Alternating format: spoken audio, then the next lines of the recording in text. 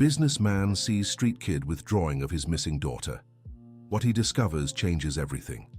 Richard Thompson walked through downtown New York City on yet another agonizing afternoon, carrying the weight of 3 months without news of his daughter.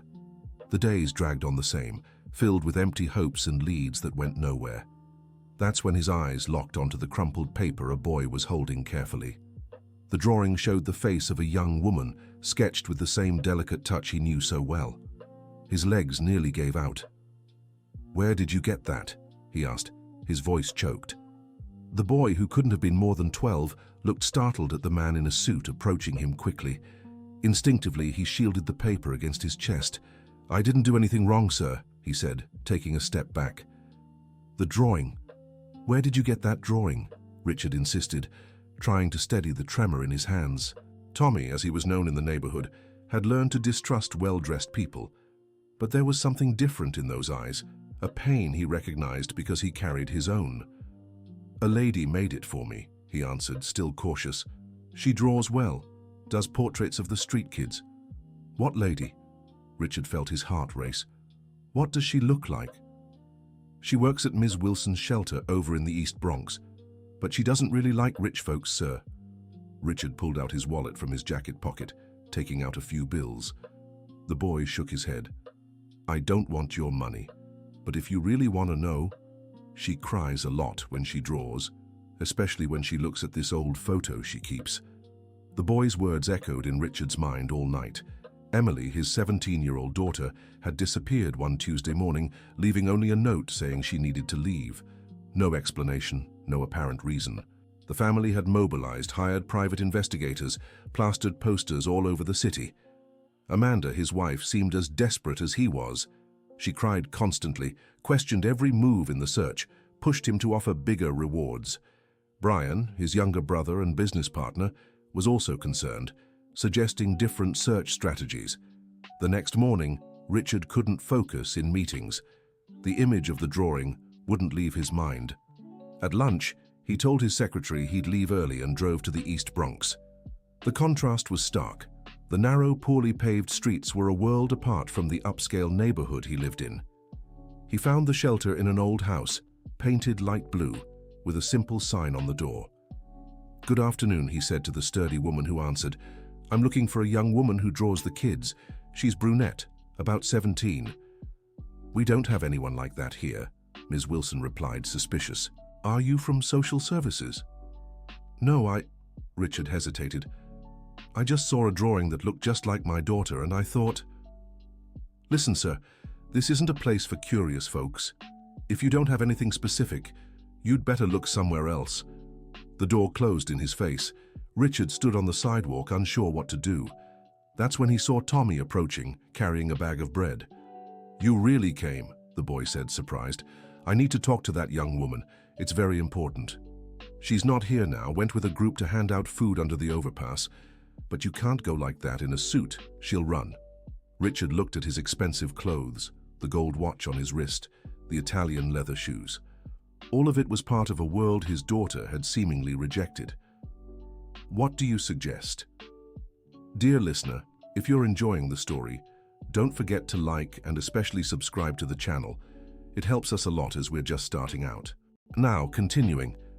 The next day, Richard returned dressed in simple clothes he had bought at a thrift store. Faded jeans, a plain t-shirt, and worn-out sneakers. Tommy was waiting for him on the corner. "That's better," the boy assessed, "but you need to dirty your hands a bit, take off that watch, and you can't talk with that rich voice of yours." "What do you mean?" "You talk too proper, too polite. Around here, everyone speaks more plainly." Richard tried to mimic the boy's way of speaking as they walked through the streets. Tommy took him to an overpass, where dozens of homeless people had gathered, waiting for food distribution. "There," the boy pointed, the girl with her hair tied back. Richard felt his legs weaken. It was Emily. His daughter was there, serving soup from a large pot, speaking kindly to each person who approached. She was thinner, dressed simply, but it was unmistakably her. When Emily looked up and saw him, her face went pale. For a moment, they just stared at each other. Then she dropped the ladle into the pot and ran. "Emily!" Richard shouted, chasing after her. But the girl knew those streets better. She disappeared into the alleys, leaving her father lost and more confused than ever. "Why did she run from me?" he asked Tommy, who had caught up to him. "Maybe she's scared of something," the boy said thoughtfully. "You know, sir, she always says she misses home but can't go back." "Can't? Why?" "She never explains. Just says someone very close made her discover bad things, and if she goes back, worse things might happen to the people she loves." Richard spent the whole night thinking about the boy's words. Who could have made Emily feel so threatened? The next morning, he decided to talk to Amanda about the possibility of their daughter being alive. "You're delusional, Richard," Amanda said, pouring coffee. "If she were alive, she would have reached out by now. Stop torturing yourself with these fantasies." "But what if it's not a fantasy? What if she's really somewhere in the city?" "Then why wouldn't she come home?" Amanda sounded irritated. "Why would she stay on the streets like a beggar? That doesn't make sense." Richard watched his wife's reaction. There was something odd about her irritation, as if she didn't want him to keep searching. "Amanda, are you hiding something from me?" "What kind of question is that?" she snapped, standing abruptly. "I've suffered just as much as you over Emily's disappearance. How could you suspect me?" That afternoon, Richard returned to the shelter. Ms. Wilson recognized him even in the different clothes. "You don't give up, do you?" she said, though with less hostility this time. "She's my daughter," Richard admitted. "I can't give up." "Your daughter?" Ms. Wilson studied him carefully. "So you're M's father?"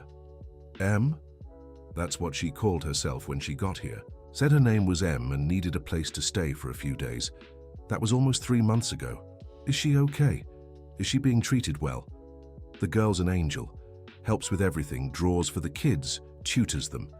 Never seen someone so young with so much love in her heart. Why doesn't she want to come home? Ms. Wilson hesitated before answering. She's afraid.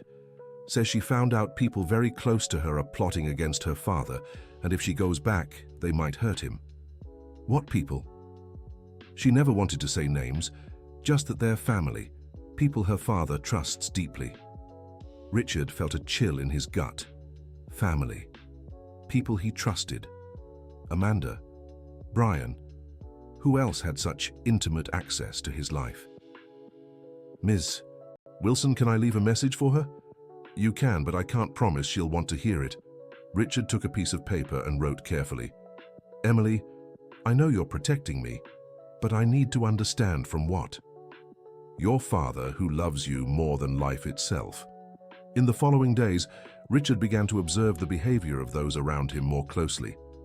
Amanda seemed anxious whenever he mentioned continuing the search for Emily. Brian, on the other hand, kept suggesting it might be time to accept reality and move on. "Richard, you're killing yourself with this search," Brian said during a meeting at the company. "Maybe it's best to accept she doesn't want to be found. She's a minor, Brian. It's my responsibility to find her. But what if she's better off where she is? What if forcing her back makes things worse for everyone?" Richard found his brother's insistence strange. Since when did Brian care so much about people's emotional well-being? He had always been more focused on business, profits, and company growth strategies. That night, Richard decided to review some company documents. He hadn't focused on work in weeks, delegating almost everything to Brian. That's when he found some signatures he didn't remember making. "Amanda," he called his wife.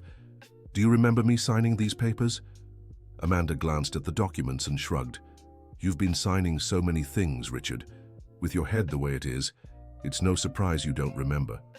But Richard was certain he had never seen those contracts before. The next morning, he went to the company lawyer. "Mr. Peterson, can you explain these documents to me?" The lawyer examined the papers carefully. "These are powers of attorney, Richard. They grant broad authority to your brother to make financial decisions on your behalf.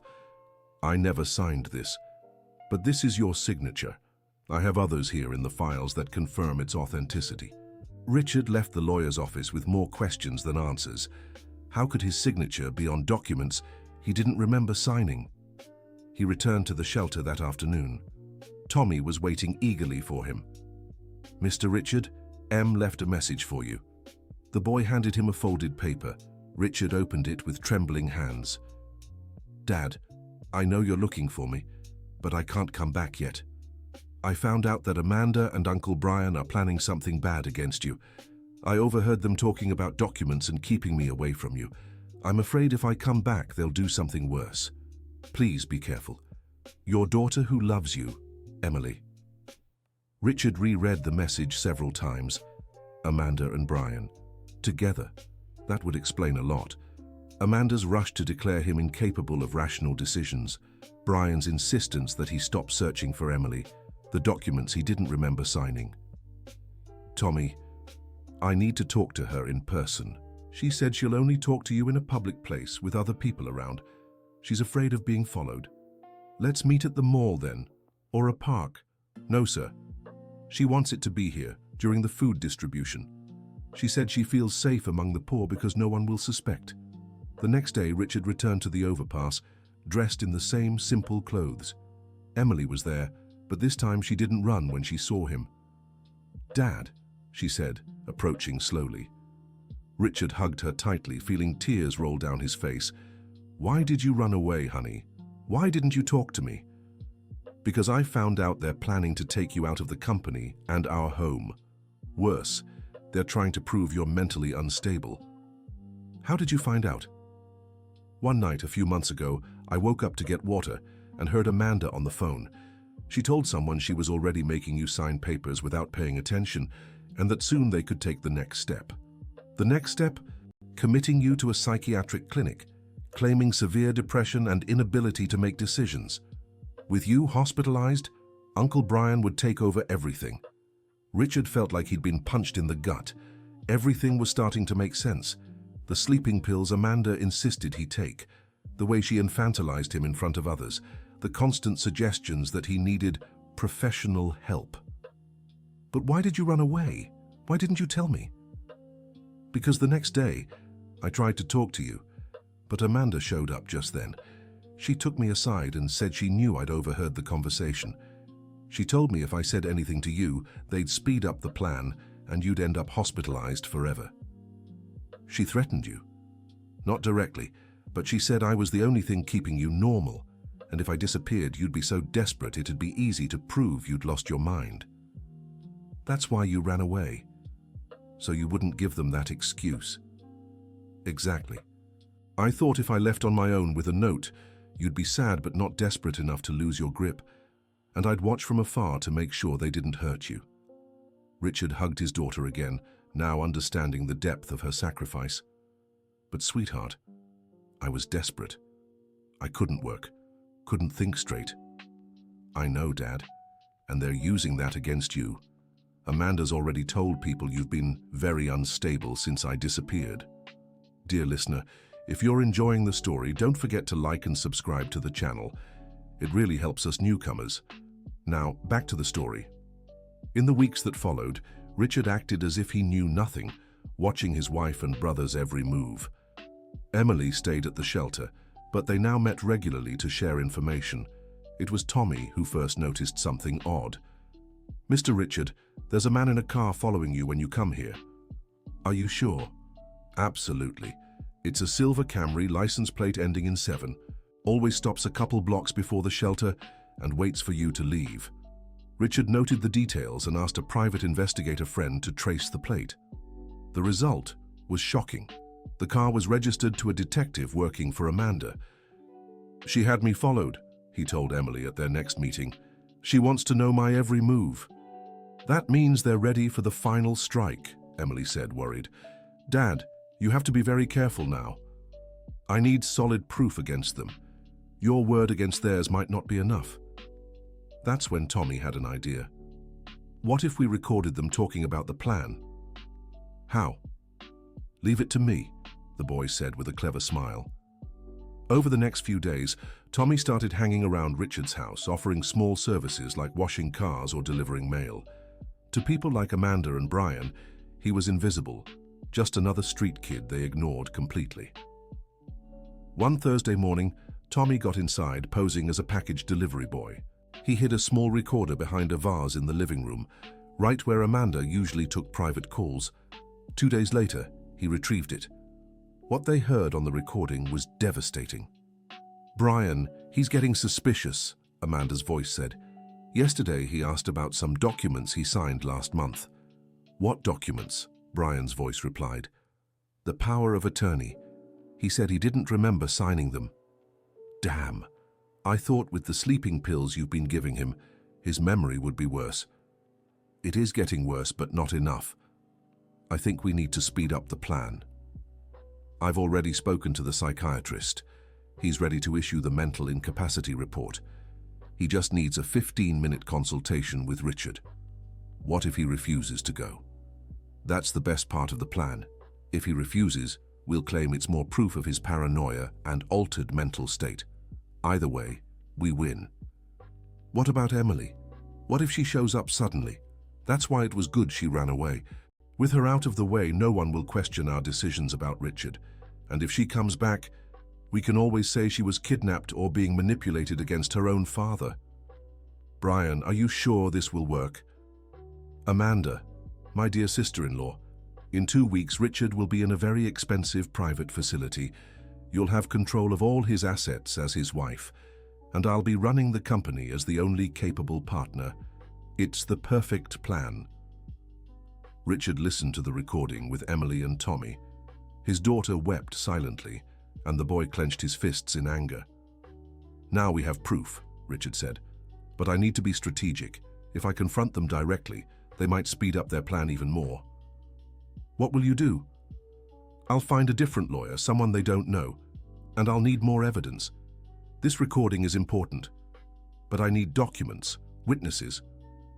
Richard went to a small but well-respected law firm in a part of the city he rarely visited. The attorney, Sarah, listened carefully to his story. Mr. Thompson, this is a complex case, but we have elements to work with. First, we'll challenge the authenticity of those signatures. Second, we'll investigate recent financial activities in your company. Third, we'll document all attempts at manipulation. How much time do we have? From the recording, it sounds like they're preparing to act in 2 weeks. We have to be faster than them. Meanwhile, Emily stayed at the shelter but now helped with the investigation. Tommy became a sort of junior spy, moving unseen through the places where Amanda and Brian met. It was the boy who discovered they met every Tuesday at a downtown restaurant to discuss their plans. Emily suggested they record those conversations too. It's risky, Richard said. If they catch Tommy, they could hurt him. Mr. Thompson, the boy said seriously, I grew up on the streets. I know how to take care of myself better than most adults. Besides, these bad people can't win. The following Tuesday, Tommy positioned himself at a nearby table, pretending to be just another kid asking for spare change. The recorder was hidden in his backpack. The conversation he captured was even more revealing. The psychiatrist said he can issue the report without even properly examining Richard, Brian said. He knows someone at a very discreet private facility. Richard goes insane and only comes out when we say so. What about the employees at the company? Won't they find it strange if you take over alone?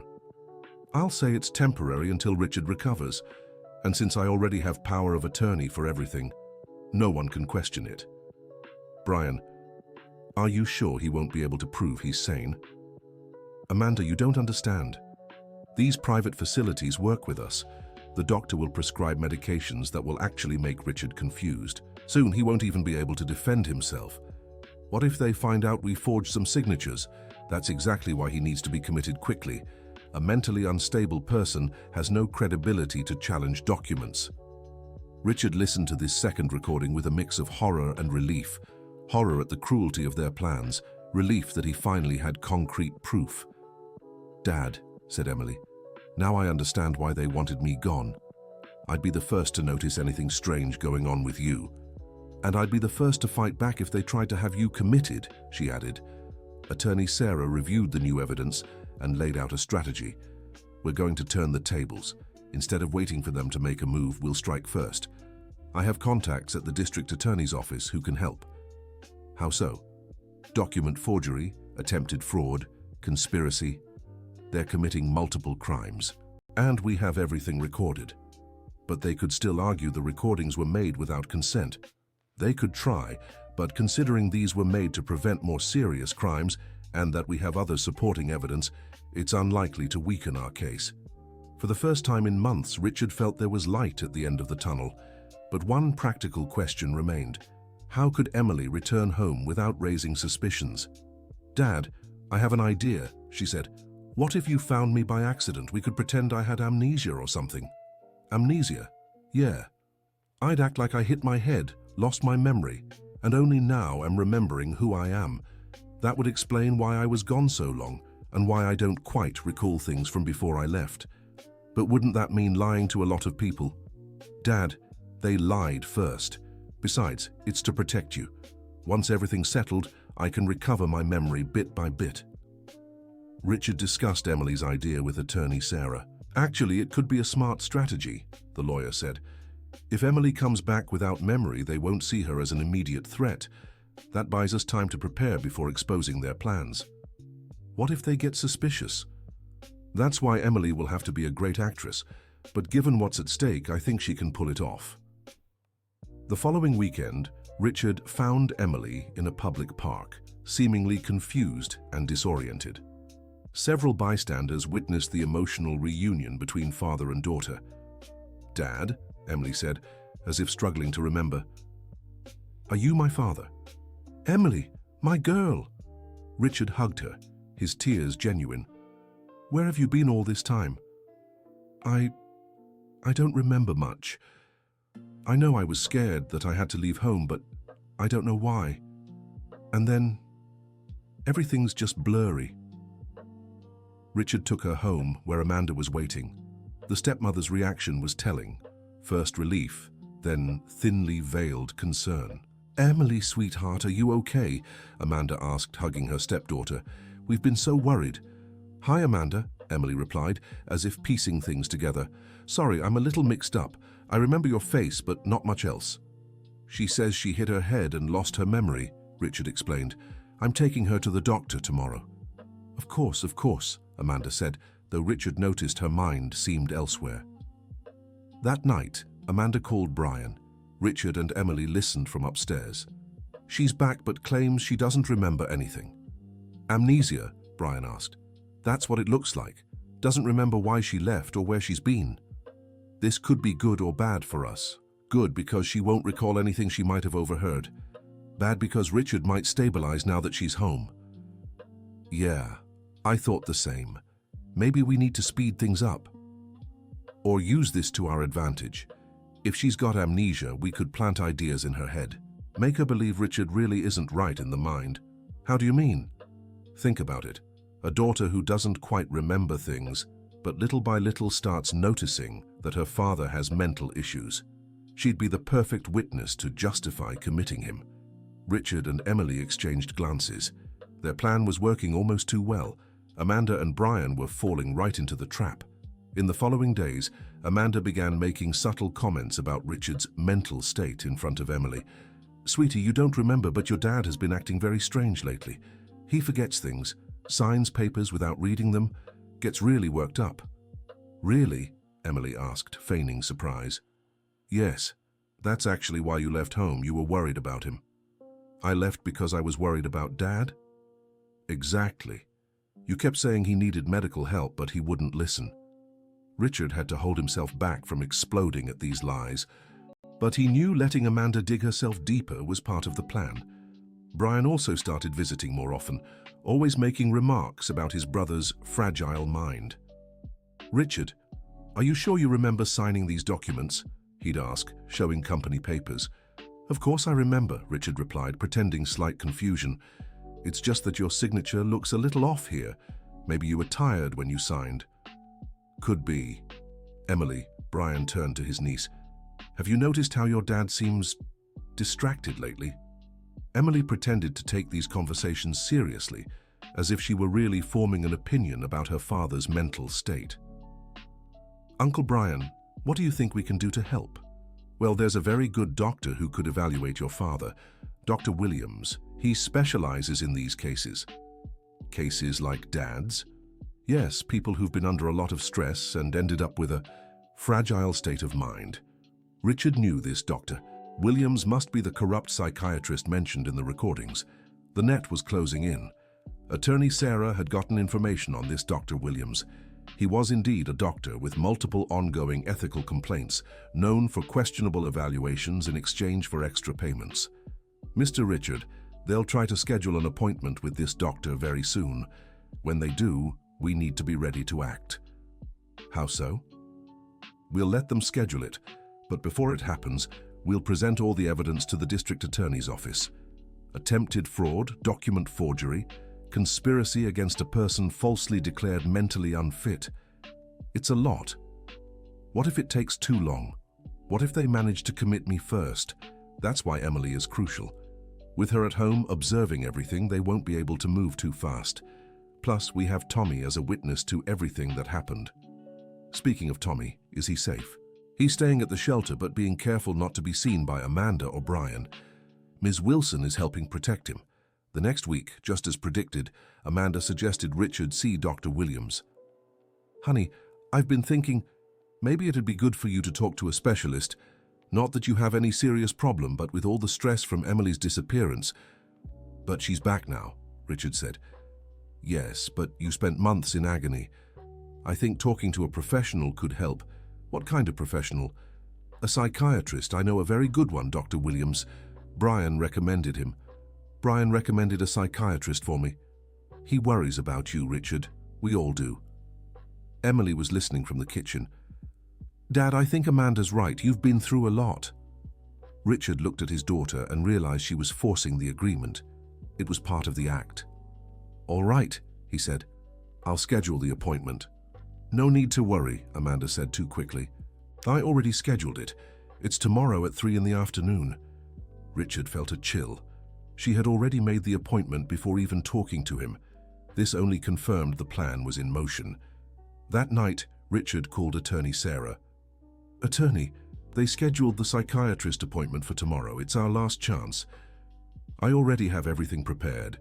Tomorrow morning at 8, we'll be at the district attorney's office presenting the case.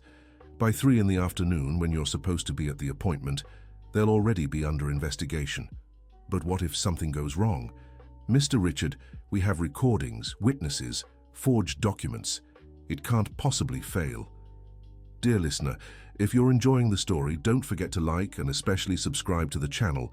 It really helps us who are just starting out. Now, continuing. The next morning, Richard woke up early. Amanda was still asleep when he left the house, supposedly to take care of some business before the afternoon appointment. In reality, he went straight to the district attorney's office, where he met Attorney Sarah and a prosecutor specializing in financial crimes. Mr. Richard, said Prosecutor Miller, we've reviewed all the materials Attorney Sarah sent us. This is a very serious case. Serious enough to arrest them? Serious enough to open an investigation immediately and request search and seizure warrants. We'll also freeze all company accounts and documents until the situation is clarified. But what if they run? That's why we're acting now, while they still think their plan is working. At 9 in the morning, while Richard was giving his formal statement, Amanda nervously called Brian. He left early and didn't say where he was going. What if he suspects something? Calm down, Amanda. He probably just had some business to handle before the appointment. The important thing is that by 3 he'll be at Dr. Williams's office. And if he doesn't show up, then we say it's more proof he's paranoid and unstable. Either way, we win. What they didn't know was that at that very moment, police officers were heading to Richard's company and his home with search and seizure warrants. By 10:30 in the morning, Amanda received a call that left her pale. What's wrong? Asked Brian, who had stopped by to discuss final details. It was the company lawyer. He said there are police there looking for documents and asking about forged power of attorney papers. Forged power of attorney? What do you mean? I don't know. He just said we'd better get a lawyer. Fast. Brian grew nervous. Amanda, are you sure Richard doesn't suspect anything? I thought so. Now I don't know anymore. That's when the doorbell rang. Amanda opened the door to find 2 police officers. Mrs. Amanda Thompson? Yes, that's me. We have a search and seizure warrant. We need to check some documents and electronic devices. A warrant? For what? You're under investigation for document forgery and attempted fraud against your husband. Amanda's legs went weak. Brian, who was in the living room, tried to slip out the back but was intercepted by other officers. "Mr. Brian Thompson, you're on our list too." Meanwhile, Richard returned home with Attorney Sarah and Prosecutor Miller. Emily waited anxiously. "Dad, did everything work out?" "Yes, sweetheart. Now it's just a matter of time." "What about Amanda and Uncle Brian?" "They're under investigation. Soon they'll have to answer for everything they've done." Emily finally dropped the Amnesia Act and hugged her father tightly. "Dad, I missed you so much. It was awful having to stay away, pretending I didn't remember anything." "Sweetheart, you were so brave. If it weren't for you, I might have ended up in a clinic, not knowing why." Tommy came running in, brought by Ms. Wilson. "Mr. Richard, Ms. Wilson said I could come see how everything's going." "Tommy, my boy, you were key in all of this. I don't know how to thank you." "No need to thank me, sir. We're family now, right?" Richard smiled. Family. That street kid had become more like family to him than his own wife and brother. In the days that followed, the details of the investigation came to light. Amanda and Brian had forged Richard's signatures, transferred money to personal accounts, and even had a detailed plan to commit him to a private clinic. Dr. Williams was also investigated and had his medical license revoked for providing false reports in exchange for money. "Attorney Sarah," Richard asked, "what will their punishment be?" "Well, forgery carries 2 to 6 years in prison. Fraud can get them up to 8 years. And attempted unlawful confinement, which is what forced hospitalization would amount to, could mean up to 15 years. Will they serve all that time?" "They'll likely strike a deal, confess in exchange for a lighter sentence, but they'll probably still serve at least 5 years. Richard didn't take pleasure in their punishment, but he felt relief. He was finally free of the threat, and most importantly, he had his daughter back. "Emily, now that it's all over, will you go back to school?" "Yes, Dad. But I also want to keep helping at the shelter. The kids there taught me so much about solidarity and real love." "And Tommy?" Richard asked. "Ms. Wilson, what do you think about him staying with us for a while?" "Mr. Richard, that boy has grown very attached to you and Emily. I think it would be good for him to have a real family." "Tommy," Richard said, "how would you feel about coming to live with us? Not as an employee or a favor, but as a son?" The boy's eyes filled with tears. "You serious, sir?" "Never been more serious in my life. But I don't know how to live in a rich house. I don't know how to use all that fancy stuff." "We'll learn together," Emily said. "And after everything we've been through, I think what really matters isn't expensive things, but having people who care about us." Richard looked around. His home, once full of luxuries but empty of real love, was now filling with a true family. It wasn't the family he'd planned for, but it was the family he'd chosen, and that had chosen him too. 3 months later, Amanda and Brian's trial was well underway. They'd tried to deny everything at first, but with the recordings and forged documents found in their homes, they had no choice but to confess. Amanda played one last emotional card, claiming she'd done it all out of love to protect Richard from himself. But the judge wasn't convinced, especially after hearing testimonies from Emily and Tommy. "Your Honor," Attorney Sarah said during the hearing, "the defendant did not act out of love or protection. She acted out of pure greed. The recordings clearly show the intent was to seize the victim's assets and isolate him through forced hospitalization." Brian tried to pin all the blame on Amanda, claiming she'd manipulated him, but his own words in the recordings contradicted him. "Your Honor," the prosecutor said, "the defendant, Brian, was the mastermind behind the scheme. He was the one who suggested the corrupt psychiatrist. He had the technical know-how to forge signatures, and he planned the takeover of the company." In the end, Amanda was sentenced to 6 years for fraud and forgery. Brian received 8 years for the same crimes, plus an additional 2 for breach of trust as a business partner. "Justice was served," said Richard, leaving the courthouse with Emily and Tommy. "But what matters most is that our family is safe." "Dad," said Emily, "don't you feel angry at them?" "I feel sadness," replied Richard, thoughtful. "Sadness for wasting time with people who didn't truly love me, but mostly gratitude for having found you." Tommy, now dressed in new clothes but still wearing the same clever smile, held Richard's hand. "Dad, Richard," he had started calling him that, "can I keep visiting the folks at the shelter?" "Of course you can, son. In fact, I was thinking about partnering with the shelter. We could fund some renovations, set up vocational workshops. Really? Tommy's eyes lit up. Really? And you and Emily can help coordinate everything. Richard's company, now free from Brian's manipulations, began thriving again. But his priorities had changed. Part of the profits went to social projects, especially for homeless children. Emily returned to her studies, but also became an official volunteer at the shelter, teaching art and drawing. Her portraits of the children were displayed in city galleries, with the proceeds going to shelter improvements. Tommy, now attending a good private school, became a bridge between Richard's world and the reality of the streets. He understood both and helped other kids find opportunities. "Ms. Wilson," Richard said during a visit to the shelter, "you saved my family." "How so, Mr. Richard?" "If you hadn't taken Emily in, if you hadn't protected Tommy, if you hadn't given them a safe place, I don't know what would have happened." "Mr. Richard, I just did what any mother would do. I took care of my children." "Your children? Every one of these kids is my child, and so are you, now that you're part of our family." Richard realized he had discovered something far greater than a conspiracy against him. He had found the true meaning of family. 6 months after the trial, Richard made a decision that surprised everyone.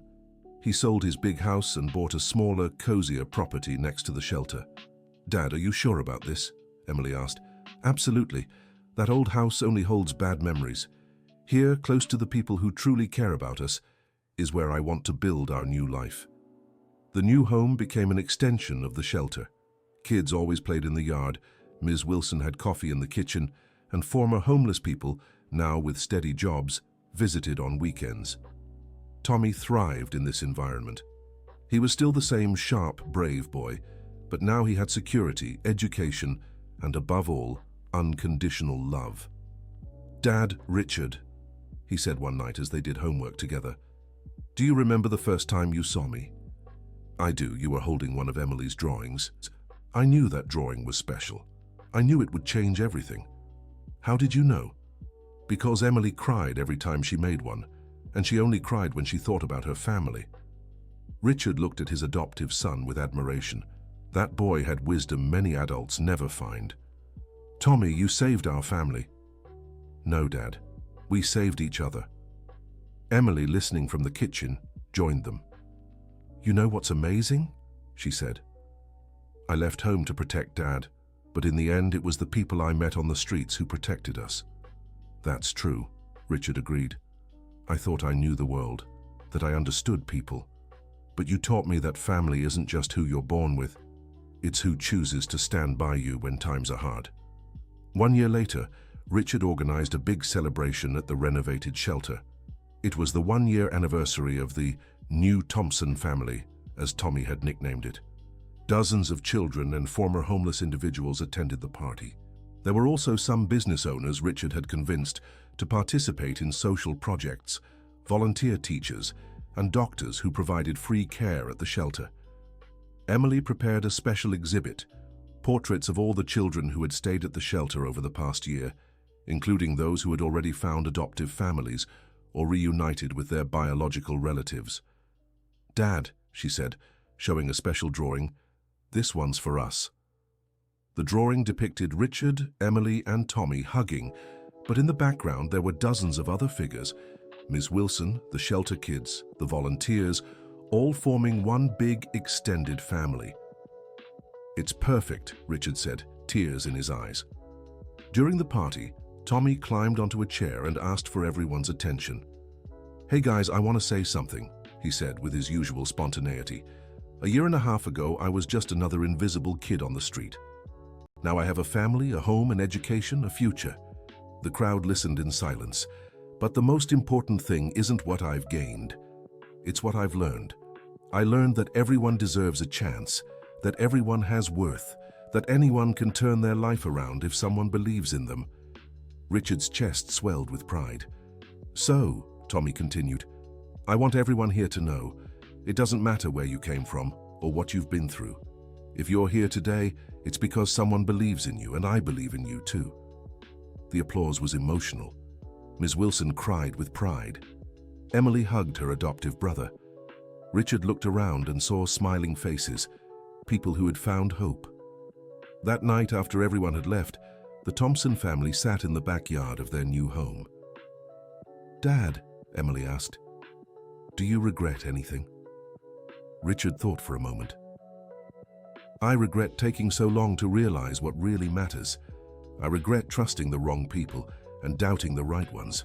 But I don't regret anything that brought us here." "Not even Amanda and Uncle Brian?" Tommy asked. "Not even them? If it weren't for them, I never would have truly known you both. I never would have discovered this family we chose for each other." "And now?" Emily asked. "What comes next?" "Now we keep taking care of each other," Richard said. "We keep helping other families find their way. We keep proving that real love is priceless." Tommy stood up and pointed at the starry sky. "You know what I used to wish for when I saw a shooting star back when I lived on the street?" "What?" Richard and Emily asked together. "I wished for a family, but I thought family was just a mom, dad, and kids living in a nice house. And now? Now I know it's so much more. Family is who takes you in when you have nowhere else to go. It's who believes in you even when you don't believe in yourself. It's who fights for you when you can't fight for yourself." Richard hugged both his children. "Tommy, you're right. And you know what else? Our family's only going to grow. Every kid we help, every life we change, they'll be part of this family too." Emily smiled. "Then we'll have the biggest family in the world." "The biggest and the best," Richard agreed. 2 years passed. The Thompson family's social project had expanded. Now they didn't just run the shelter, they also offered job training programs, scholarships, counseling, and even a small medical clinic. Tommy, now 15, had become a student leader at school and coordinated a group of young volunteers. Emily was studying psychology, specializing in children in vulnerable situations. Richard had transformed part of his company into a foundation, dedicating himself entirely to social projects. "Dad," Emily said one morning. A letter arrived from the prison. Richard carefully took the envelope. It was from Amanda. "Richard, I know I have no right to write to you after everything I did, but I wanted you to know that I deeply regret it. In prison, I've had time to think about how I ruined everything out of greed and envy. I saw a news report on TV about the social work you're doing. I'm happy that you and Emily have found happiness. I don't expect forgiveness. I just wanted you to know I recognize my mistakes, Amanda." Richard showed the letter to Emily and Tommy. "What do you think?" "I think she's truly sorry," said Emily, "but that doesn't change what she did." "Yeah," Tommy agreed. "Regret is good, but it doesn't erase the harm someone caused." "Do you think I should reply?" "Dad," Emily said, "you've always taught us that forgiving isn't about forgetting or accepting what someone did. It's about freeing our hearts from the weight of resentment. So, you think I should forgive her?" "I think you already have, Dad. If you hadn't, you wouldn't be asking our opinion. You'd just tear up the letter." Richard smiled. His daughter had grown so much. "You're right. I'll write to her. Not to reconnect, but to say I hope she finds a better path when she leaves prison." That afternoon, Richard wrote a simple but sincere letter to Amanda, wishing her peace and an honest life after serving her sentence. He didn't offer friendship or contact, but he offered forgiveness. Brian never wrote. According to the information they received, he kept blaming everyone else for his problems, never taking responsibility for his own actions. "Dad," Tommy said, "could Uncle Brian get out of prison and try to hurt us again?" "He could try," Richard replied. "But now, we're stronger. We have a real family, true friends, an entire community supporting us. He won't be able to tear us apart. What if he comes here when he gets out? If he does, we'll face him, not with fear, but with strength. We'll make it clear he's not welcome unless he changes his heart. But if he truly wants to rebuild his life, he can count on our help." Emily looked at her father with admiration. "Dad, you've changed so much. How so?" "Before you solved everything with money or power. Now you solve everything with love and strength. It's much stronger this way." Richard reflected on his daughter's words. It was true. Before, he thought power and money could solve any problem. Now he knew true strength came from love, honesty, and community. You know what I've learned, sweetheart? That being strong isn't about not being afraid. It's about being afraid and doing the right thing anyway.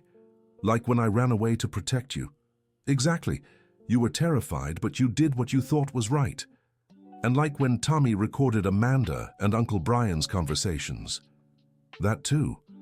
He was risking his own safety to help us. Tommy smiled. Actually, I wasn't that scared. I knew if things went wrong, you'd protect me. How did you know? Because you'd protected me before, from the very first day when Dad Richard could have called the police to take me away, but chose to listen instead. Richard remembered that first meeting in the city center. It felt like a lifetime ago. Tommy, can I ask you a personal question? Of course, Dad. Do you miss life on the streets? Tommy thought for a moment before answering. I miss the freedom of going wherever I wanted, whenever I wanted. But I don't miss the hunger, the cold, or the loneliness. And most of all, I don't miss not having anyone who cared about me. What if one day you want to look for your biological family? Dad Richard, I've already found my family. You are my family. But if someone from my past ever shows up, I know you'll support whatever I decide. Always, said Richard. No matter what happens, we'll be together. Emily joined the hug. Together forever. That night, Richard stayed alone in the backyard for a while, gazing at the stars and thinking about everything that had happened. 3 years ago, he thought he had it all. A thriving business, a luxurious home, a young and beautiful wife. In truth, he had nothing. No real love, no trust, no true purpose in life. He was surrounded by opportunistic people who only got close to him for his money. Now he had a simpler home, a more modest routine, but he had a real family. He had Emily, who had sacrificed her own safety to protect him. He had Tommy, who had risked everything to help them. He had Ms. Wilson and dozens of others who genuinely cared about him. Dad, Emily appeared in the backyard. Are you okay? I'm great, sweetheart. Just thinking about how lucky we are. Lucky? Lucky to have found each other. To have gone through all those hardships and come out stronger and more united. Dad, can I tell you a secret? Of course. When I was at the shelter before you found me, I prayed every night asking God to give me the courage to go back home. And what changed? I realized God didn't want me to go back the same way I left. He wanted me to bring something back with me. Bring what? Tommy. The lessons I learned at the shelter. Humility. Gratitude for what really matters. Richard hugged his daughter tightly. Emily, you're the wisest person I know. I learned from the best dad in the world. I learned from the best kids in the world. Tommy appeared at the door. Are you two going to stand there saying sweet things without me? The three laughed and hugged under the starry sky. The following month, the Thompson family received an unexpected proposal. The city government wanted to turn their work into public policy, expanding the model to other neighborhoods. Dad, said Emily, this means we'll be able to help so many more children. It does, but it also means more responsibility, more work, more dedication. Do you think we're ready? Asked Tommy. Son, Richard said, when we started this journey, I thought I was losing everything. I lost a fake wife, a traitorous brother, a life built on lies, but I gained a real family and a true purpose. And now? Now I know we're ready for any challenge, because we'll face it together. The program's launch ceremony took place at the renovated shelter. There were officials, journalists, business people, but most importantly, there were the children and families who had been helped by the project. Richard was invited to speak, but first he passed the microphone to Tommy. Everyone, the young man said with his usual ease. 3 years ago, I was invisible to society, just another street kid everyone pretended not to see. The audience listened in silence. Today I'm standing here because someone decided to see me, to believe I had worth. And it wasn't just one person, it was a whole family, a shelter, a community. Richard's chest swelled with pride. So I want to say something to the adults here. You have the power to change a child's life. It doesn't have to be through adoption or money. Sometimes all it takes is looking, listening, believing.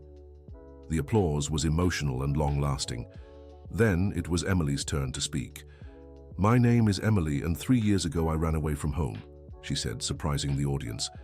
"I ran because I found out people close to me were plotting against my dad. I thought leaving would protect him. I ended up living in a shelter as a volunteer, and it was there that I learned the true meaning of family. Family isn't just who you're born with. Family is who chooses to fight for you, who chooses to stand by you in hard times." She looked at Richard and Tommy. "My dad taught me that courage isn't about not being afraid. It's about being afraid and doing the right thing anyway. And my brother taught me that everyone deserves a second chance, no matter where they come from." Finally, Richard took the microphone. "3 years ago, I thought I knew what success was," he said. "I believed success meant money, power, social status.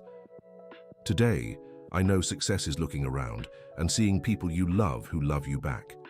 It's knowing your life has made a difference in someone else's." He paused, scanning the crowd.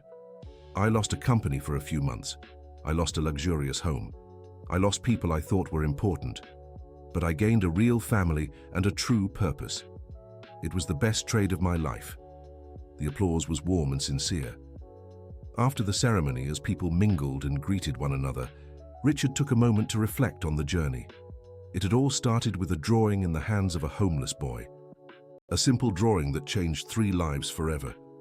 "Dad," Emily said, stepping beside him, "do you remember the first drawing Tommy had?" "I do. It was a portrait of you that you'd made at the shelter.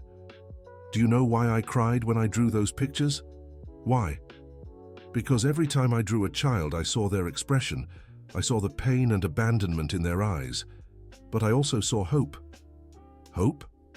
Hope that someone would come to care for them, someone who'd see their worth, even when they couldn't see it themselves."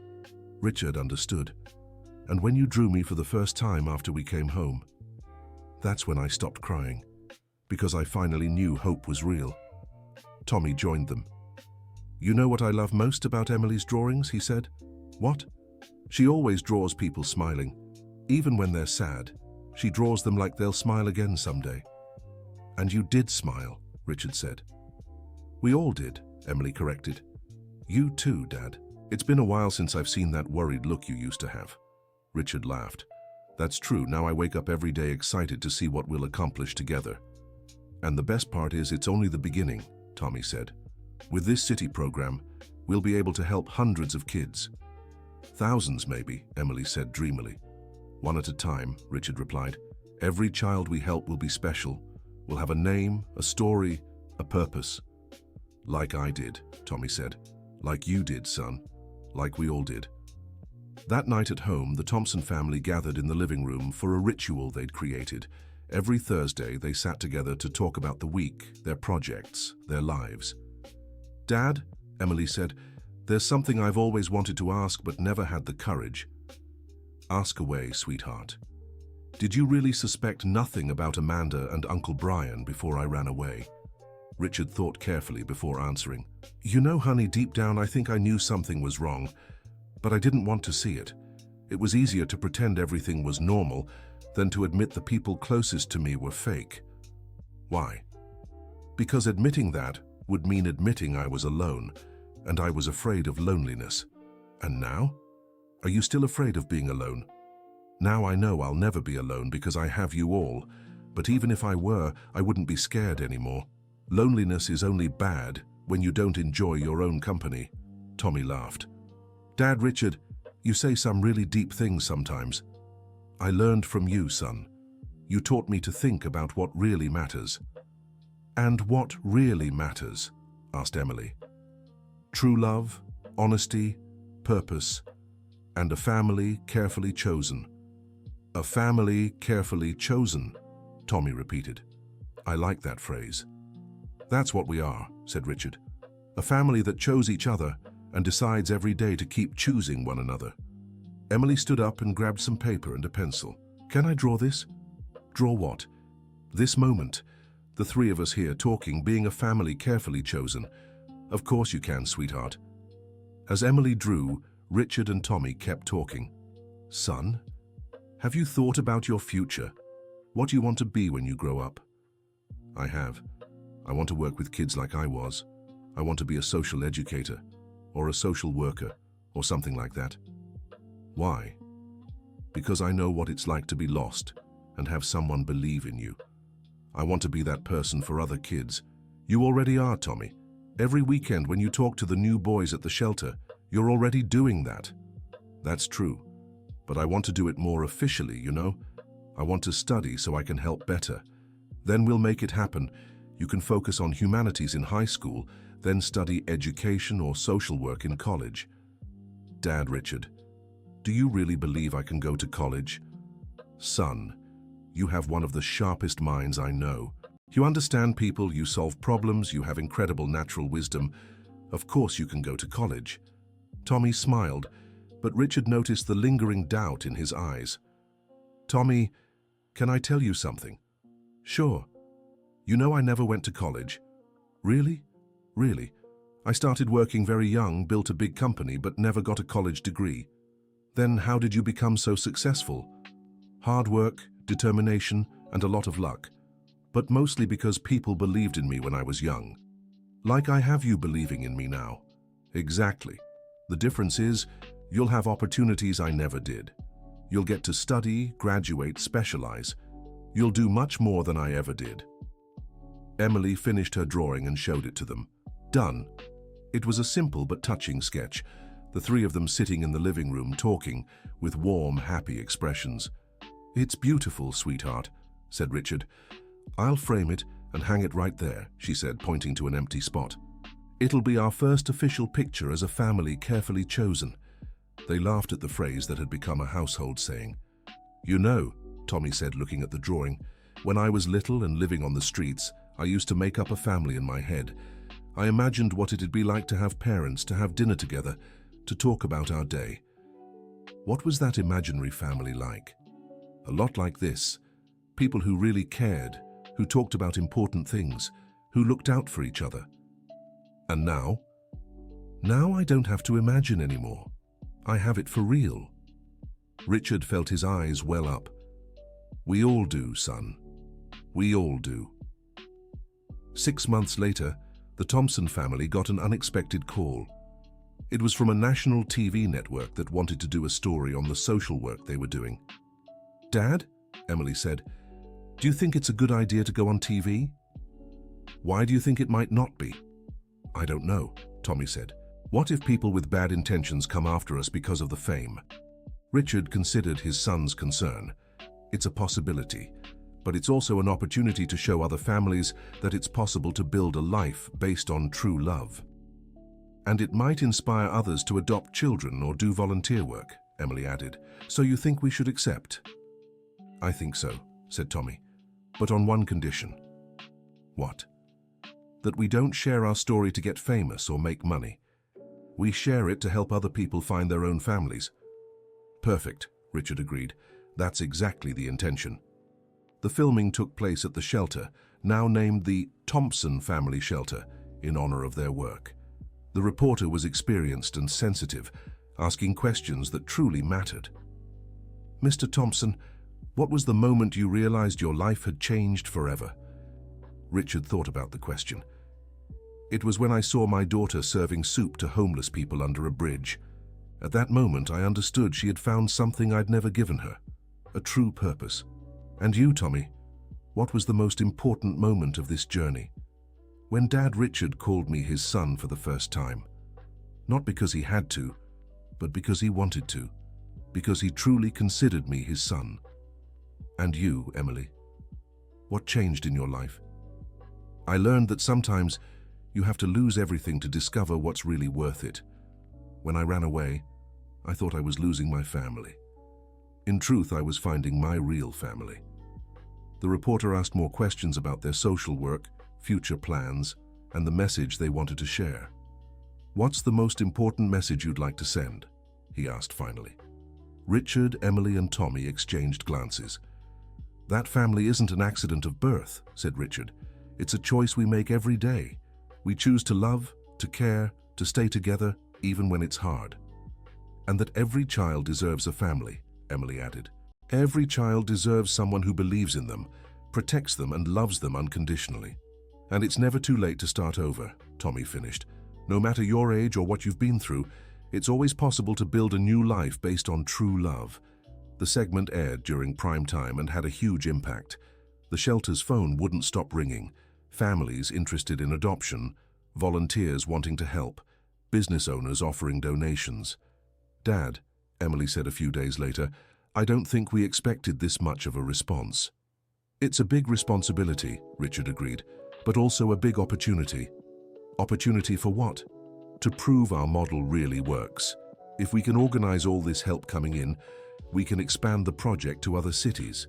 Tommy was excited about the possibilities. Imagine if we could create a national network of shelters like this one. "More important than creating shelters," Emily said, "is creating families. The shelter is temporary. What matters is connecting children with people who will love them forever." Richard smiled, seeing how his children had matured and developed a broader social vision. "You're right. Our goal isn't to keep kids in shelters, it's to help them find their forever families. Like how you found us," said Tommy, "or better, how we found each other." 3 years after the segment, the Forever Family Network had expanded to 12 US cities. The model developed by the Thompson family was being successfully replicated across multiple states.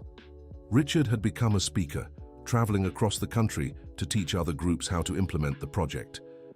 Emily had graduated with a degree in psychology and now coordinated the emotional support for families. Tommy was in his senior year of high school and had already been accepted into 3 universities for a degree in education. "Dad," Emily said one Saturday morning, "I got an interesting call yesterday." "From who?" "The federal government. They want to implement our model as a national public policy." Richard nearly dropped his coffee cup. "National public policy?" "Yes. They want to create a federal program based on our work. Integrated shelters with foster families, job training, psychological support, everything we do here." "And what did you say?"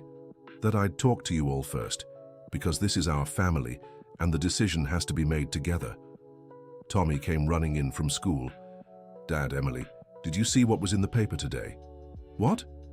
"An article about our work. It says we're an example of how to turn personal tragedy into positive social impact."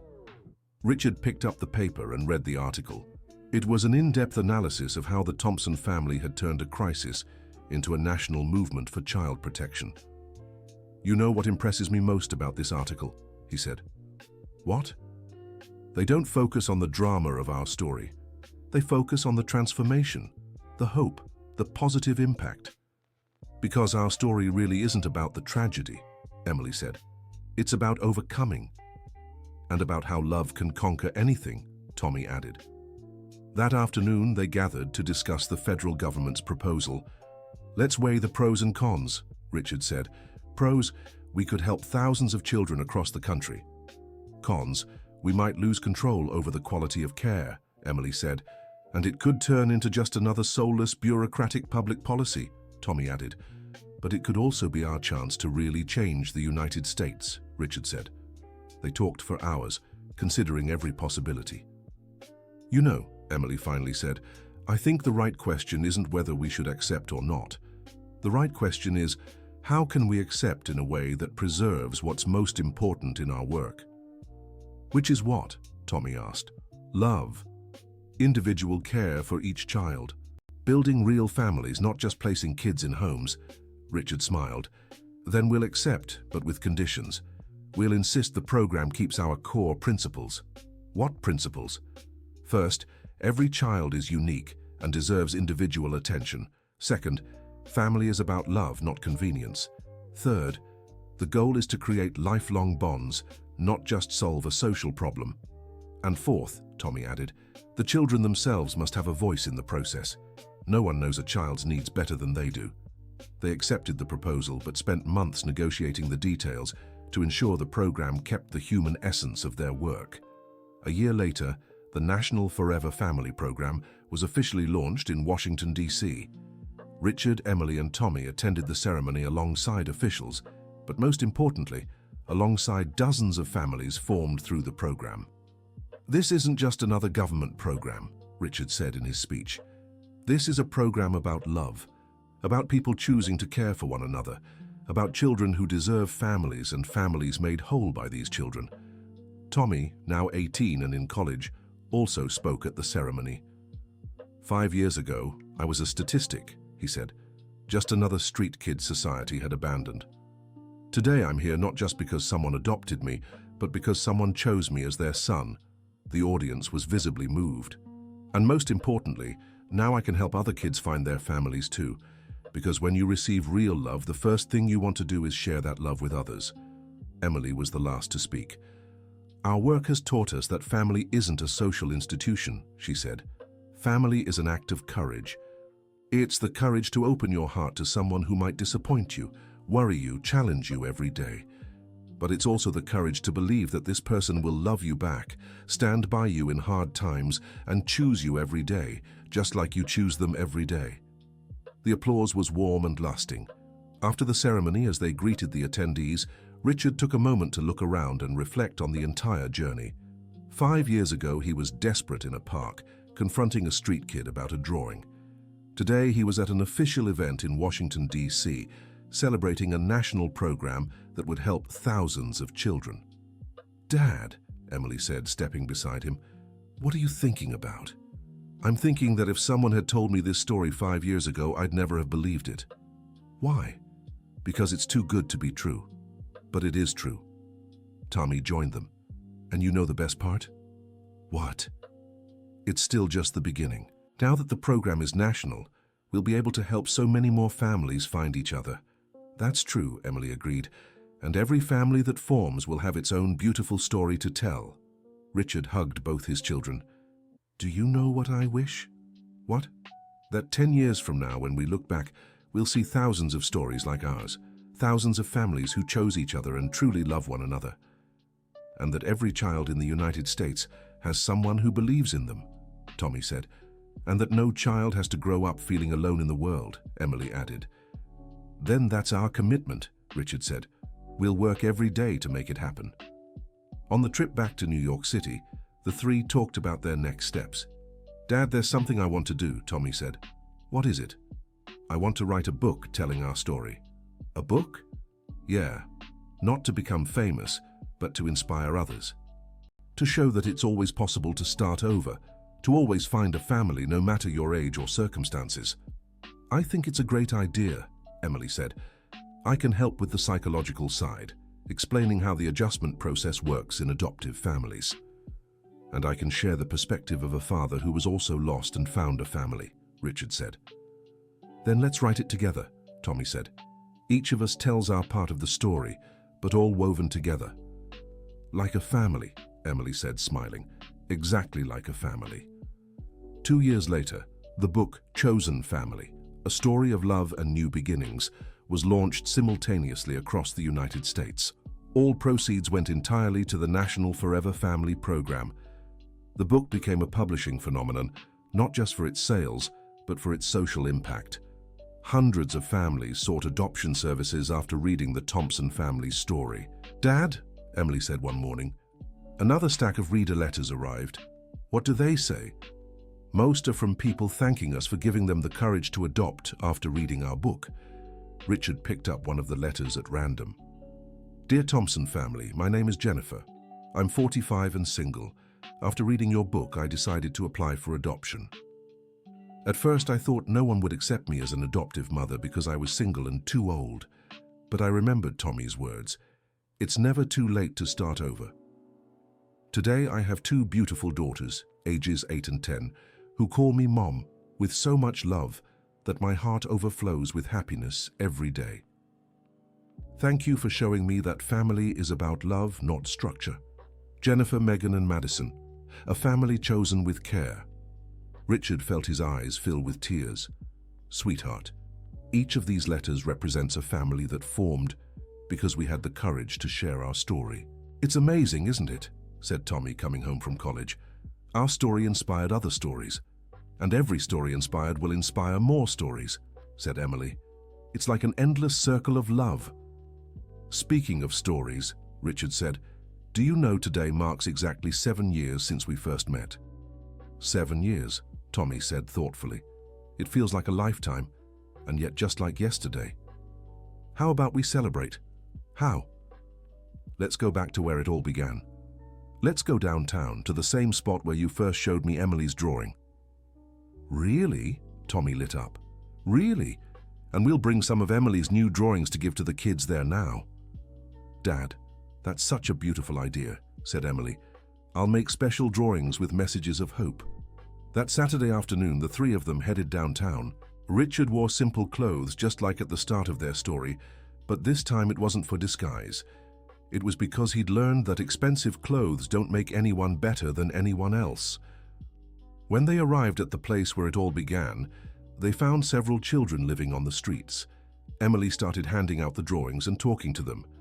"This drawing is for you," she said to a girl about 10 years old. "It says, 'You are special and deserve to be loved.'" "Really?" the girl asked. "Really? And do you know how I'm so sure?" "How?" "Because 7 years ago, my brother was in the same situation as you, and now he's in college and helps other kids find families." The girl looked at Tommy curiously. "You lived on the streets?" "I did," Tommy replied, crouching to her level. "And I thought I'd be there forever. But then people came along who believed in me." "And you went to live with them?" "I did. And it wasn't just living with them. It was getting a real family, parents who love me, a sister who protects me, a home that's truly mine." The girl looked at Richard and Emily. "Are they your family?" "They are. And you know what's really cool? They're not my family because they have to be. They're my family because they chose to be." Richard watched the conversation with emotion. Seeing Tommy plant seeds of hope in other children was one of the most beautiful things he'd ever witnessed. "Sir," the girl turned to Richard, "is it true you help kids find families?" "It's true, sweetheart. What's your name?" "Lily." "Lily, would you like to have a family?" "I'd love to. But who'd want a dirty, poorly dressed girl like me?" Emily knelt beside her. "Lily, can I tell you a secret?" "Okay." "When my brother met my dad, he was also dirty and wearing torn clothes. And you know what my dad saw in him?" "What?" "He saw a smart, brave boy with a heart full of love to give. He didn't see the dirt on his clothes, he saw the beauty in his heart." "And now I'm really his son," Tommy said, "with papers and everything." Lily smiled for the first time. "Do you think I could find a family too?" "I'm sure of it," Richard said. "And do you know why?" "Why?" "Because you have something very special. You have hope. And people with hope always find a way." They spent the whole afternoon talking with the children, listening to their stories, planting seeds of hope. By the end of the day, they had connected 3 children with potential adoptive families. "Dad," said Emily on the way back, "I think we've found our new tradition." "What's that?"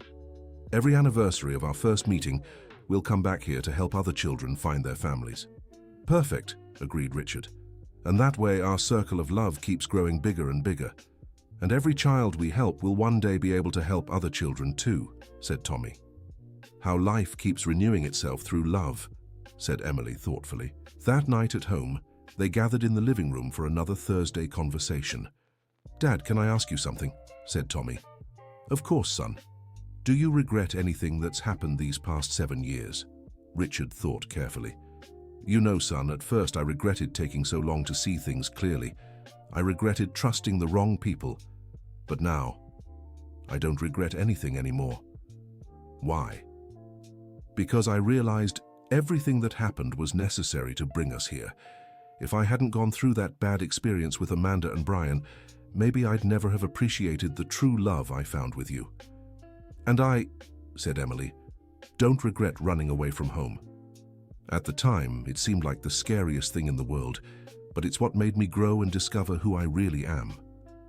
And I don't regret a single day I spent on the streets," said Tommy. "Because it was there I learned to value every act of kindness, every meal, every sincere hug." "So our conclusion is that there are no mistakes, only lessons?" asked Richard. "Exactly," said Emily. "Everything we've lived through prepared us to be the family we are today. And to help other families form," added Tommy. Richard looked at his children with immense pride. "Do you know you're the wisest people I've ever met? We learned from the best dad in the world," they said in unison, laughing. "I learned from the best kids in the world." That night, before bed, Richard spent some time on the porch gazing at the stars. Emily joined him. "Dad, what are you thinking about?" "I'm thinking that 7 years ago I thought my life was over. Today I know it was just beginning." "What do you mean?" "Sweetheart, everything I lived before meeting you was just preparation. My real life began when I became a true father." "A true father?" "A father by choice, not obligation. A father by love, not blood. A father who chooses every single day to be a dad." Tommy appeared on the porch too. "Are you talking about beautiful things without me again?" They laughed and hugged. "We were talking about how our life began when we became a family," said Emily. "It's true," agreed Tommy. "Before you, I was just existing. After you, I really started living." "And now?" asked Richard. "What comes next?" "Now we keep living," said Emily. "Keep loving, keep growing, keep helping others find what we've found. And keep being a family carefully chosen," said Tommy. "Forever," said Richard.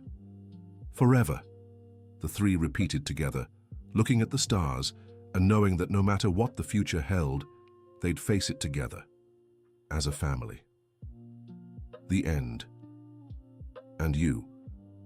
What did you think of this story of resilience and family love? Could you imagine turning a desperate situation into an opportunity to build something so beautiful? Tell us in the comments which part moved you the most, and if you know any similar stories. Leave a like if this story touched your heart, and subscribe to the channel so you don't miss other inspiring stories like this one.